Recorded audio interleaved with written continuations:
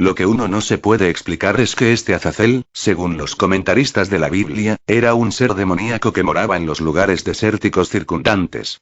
A lo que parece Yahvé le respetaba sus derechos. Para los comentaristas, al igual que siempre, no hay problema ninguno en el texto. Leemos en la Biblia de Jerusalén el rito de la suelta del macho cabrío tiene un carácter arcaico. Y no hay más explicaciones. La nube. Todavía hay otro aspecto interesantísimo en la manera de actuar de este Yahvé enigmático. Sus variadas formas de presentarse ante Moisés, de las cuales la más ordinaria era la forma de nube durante el día y de una columna de fuego resplandeciente durante la noche. Citamos de la Biblia. Extrañas nubes como estas han sido vistas en muchas ocasiones. ¿Elías podrían darnos una idea de cómo lucía la nube? Cuando se detenía encima del tabernáculo. E iba Yahvé al frente de ellos, de día en una columna de nube para guiarles en el camino y durante la noche en una columna de fuego para alumbrarlos a fin de que pudiesen marchar de día y de noche. La columna de nube no se retiraba del pueblo durante el día ni la columna de fuego de noche. Éxodo 13, 20, 22. Las alusiones a esta misteriosa y desde el punto de vista de la omnística, interesantísima nube, son abundantísimas en todo el Pentateuco. Copio del libro de los Números en el capítulo 9 versículo 15. El día en que erigió la morada, la nube cubrió la morada y la tienda del cuando se levantaba la nube de encima de la tienda, los hijos de Israel levantaban el campamento y en el lugar en que se paraba la nube, acampaban los hijos de Israel. A la orden de Yahvé partían los hijos de Israel y a la orden de Yahvé acampaban. Quedaban acampados todos los días que la nube estaba parada sobre la morada. Si se detenía la nube muchos días sobre la morada, los hijos de Israel cumplían el ritual del culto de Yahvé y no partían. En cambio, si la nube estaba sobre la morada solo de la noche a la mañana y por la mañana se alzaba, ellos partían. Si estaba un día y una noche y luego se elevaba, ellos partían. Si, en cambio, se detenía sobre la morada 2 días, o un mes o un año, reposando sobre ella, los hijos de Israel se quedaban en el campamento y no partían. Pero en cuanto se elevaba partían a la orden de Yahvé acampaban y a la orden de Yahvé movían el campamento. Sobre esta rara nube que servía de vehículo a Yahvé, se podrían escribir muchas páginas. El Pentateuco habla de ella en muchas ocasiones y siempre la presenta como algo perfectamente real y visible por todo el pueblo.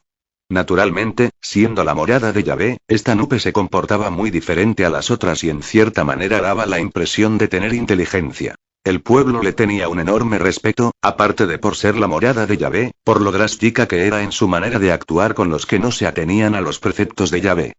Yahvé habló a Moisés después de la muerte de los 2 hijos de Aarón, que habían muerto por acercarse, indebidamente, a Yahvé, es decir a la nube.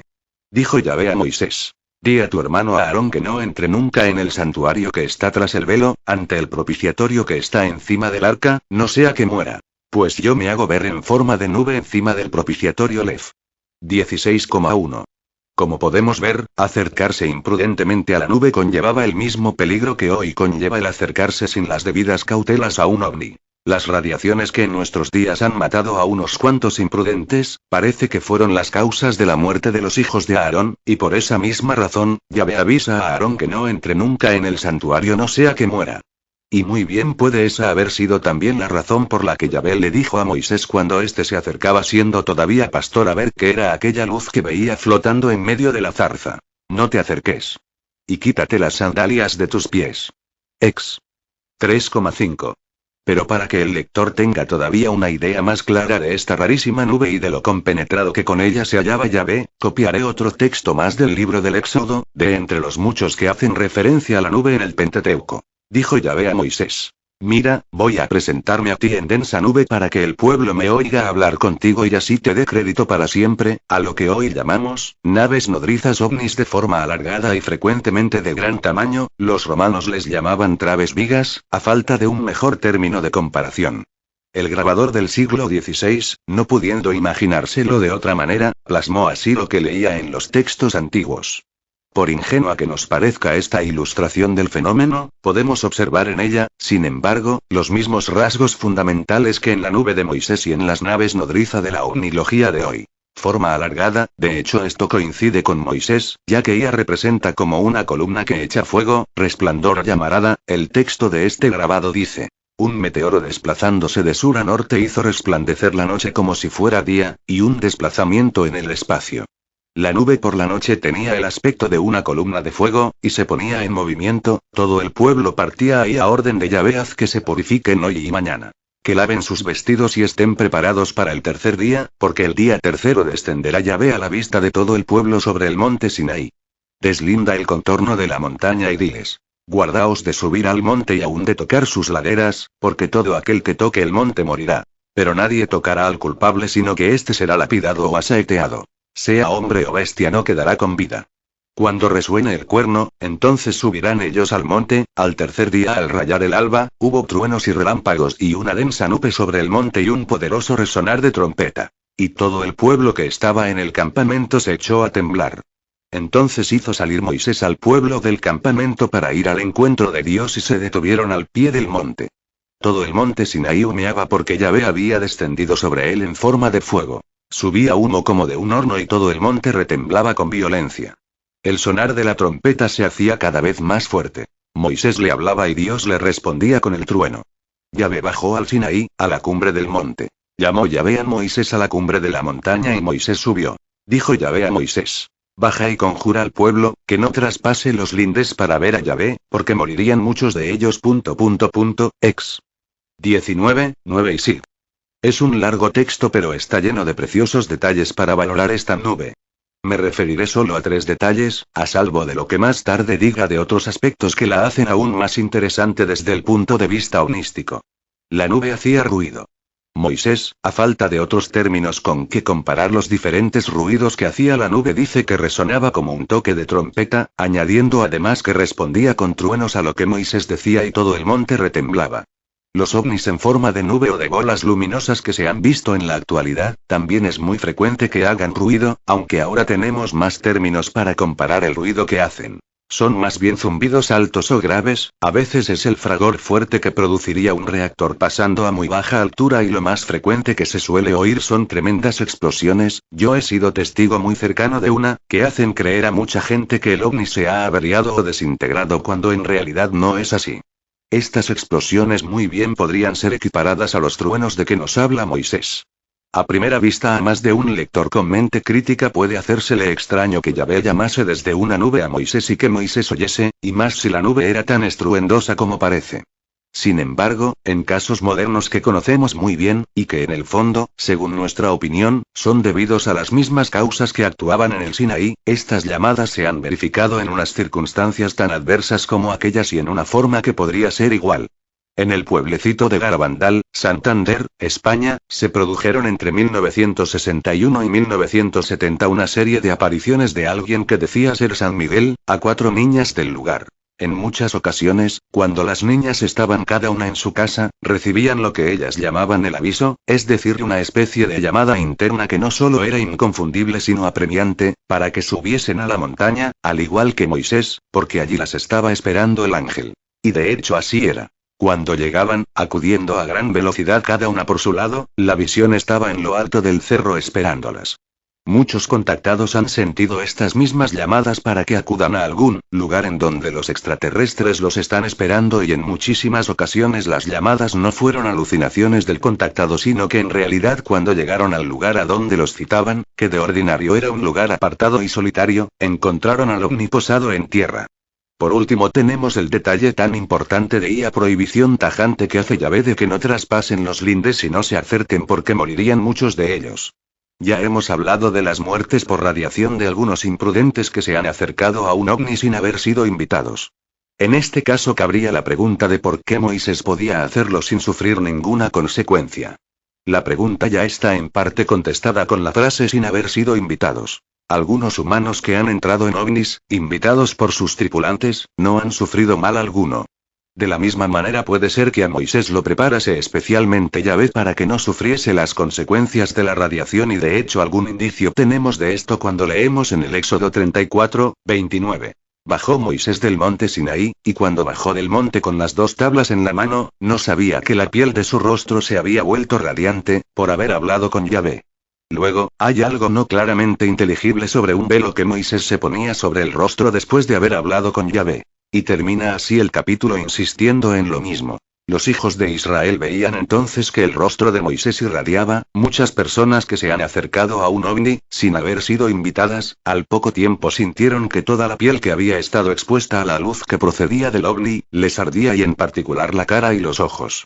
Conozco unos cuantos casos en que dichas personas han tenido que ser tratadas en un hospital, observándose un inexplicable tono rojizo en su rostro. Y en alguno de estos casos, la persona murió debido, según el parte médico, a una radiación desconocida.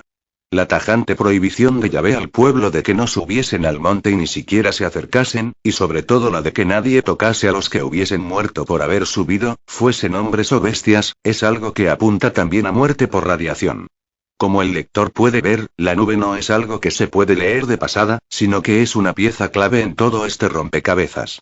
En un capítulo posterior insistiré aún más sobre esta nube desde el punto de vista de la ovnística. Pero desde ahora, puedo decir que estos pasajes del Pentateuco son de lo más interesante y claro que podemos encontrar en todos los libros sagrados en donde se haga referencia a un ovni. Estoy seguro de que al que oiga por primera vez estas aseveraciones, tienen que hacérsele extremadamente audaces y aventuradas. Sin embargo, para el que conozca a profundidad el fenómeno no hay duda absolutamente ninguna de que la columna de Moisés era un tipo de ovni que se ha visto en muchas ocasiones en nuestros días y del que hay fotografías. Tanto en forma de columna de humo o nube durante el día como de columna resplandeciente de noche. Yahvé en forma humana. Sin embargo, hay otra forma de presentarse Yahvé que es menos conocida, pero tan interesante o más que la anterior. La forma humana. Leamos este relato del libro del Génesis en el capítulo 17 versículo 1. Apareciósele Yahvé a Abraham en el encinar de Mambré, mientras estaba él sentado a la entrada de la tienda durante el calor del día. Alzando los ojos miró y aquí que estaban delante de él 3 varones. Tan pronto como los vio, corrió a su encuentro desde la entrada de su tienda, y postrándose en tierra, dijo: Señor mío, si he hallado gracia a tus ojos, te ruego no pases de largo ante tu siervo. Permitid que traiga un poco de agua para que os lavéis los pies y descanséis debajo del árbol. Y continúa un poco más adelante en el capítulo 8. Levantáronse de allí los varones y se dirigieron hacia Sodoma y Abraham los acompañó para despedirlos. Entonces se dijo Yahvé de encubrir a Abraham lo que voy a hacer. Dijo pues Yahvé: el clamor de Sodoma y el dolor es grande y sus pecados son extraordinariamente graves. Bajaré para comprobar si han hecho realmente el clamor que ha llegado hasta mí, y si no es así, lo sabré. Partieron desde allí los varones y se encaminaron hacia Sodoma, mas Abraham permanecía todavía en pie delante de Yahvé y acercándose, dijo Abraham: ¿es así que vas a destruir al justo con el impío? Quizás habrá 50 justos en la ciudad. Y alzando Abraham los ojos vio parados delante de él a 3 seres humanos. Génesis 18. 2. 74. Y aquí comenzó Abraham la famosa disputa con Yahvé, haciéndole rebajar poco a poco el número de justos necesarios para que Yahvé no destruyese la ciudad. Por fin, Abraham le preguntó que si la destruiría o la perdonaría si hubiese 10 justos, y contestó Yahvé: no la destruiré por amor a los 10. Y se fue Yahvé luego que acabó de hablar con Abraham. Y Abraham volvió a su lugar. Y comienza el capítulo 19. Llegaron los 2 ángeles a Sodoma en la tarde cuando Lot estaba sentado a la puerta de la ciudad. Estos mismos ángeles, que ahora ya solo son 2 y no 3, como al principio de la narración, sin que la Biblia nos diga que fue del otro, son los que un poco más tarde hicieron descender sobre Sodoma y Gomorra azufre y fuego que venía de Yahvé desde el cielo y destruyó aquellas ciudades y toda la vega con todos los habitantes de las ciudades y hasta las plantas del suelo. Es un hecho por demás curioso que los escrituristas nunca se han tomado el trabajo de explicar a fondo cómo o por qué Abraham, teniendo delante de sí a 3 varones, dice repetidamente: Señor mío y Yahvé, dirigiéndose a ellos en singular y como si fuese Dios. Lo más que han llegado a decirnos los escrituristas es que estos 3 varones eran una manifestación de Dios que estaba anunciando la Santísima Trinidad. Esto no deja de ser una explicación piadosa, pero a uno no deja de intrigarle la extraña manera de proceder de Yahvé y la extraña manera de consignarlo en la Biblia. Primero eran 3 varones a los que Abraham llama Señor. Luego se convierten en 2, y ya no son ni varones ni Yahvé, sino que son ángeles o Elohim. Este lenguaje de la Biblia, a primera vista parece extraño y contradictorio, sin embargo, está bastante de acuerdo con los primeros capítulos del Génesis en los que se nos hablaba de la creación del mundo como obra de los Elohim o señores poderosos. Los que Abraham llama ahora Dios podrían ser unos de aquellos Elohim. Los celos y la furia de Yahvé contra los Elohim que protegían a los otros pueblos, se vería entonces más justificada, lo mismo que se vería más justificado el respetarle los derechos sobre el macho cabrío que le había tocado en suerte a uno de estos Elohim, Azazel. Estos Elohim se presentaban en formas humanas de jóvenes bellos tal como los que se le presentaron a Abraham cuando estaba a la puerta de su tienda y tal como nos los presenta el libro del Génesis, interesados en la belleza de las hijas de los hombres.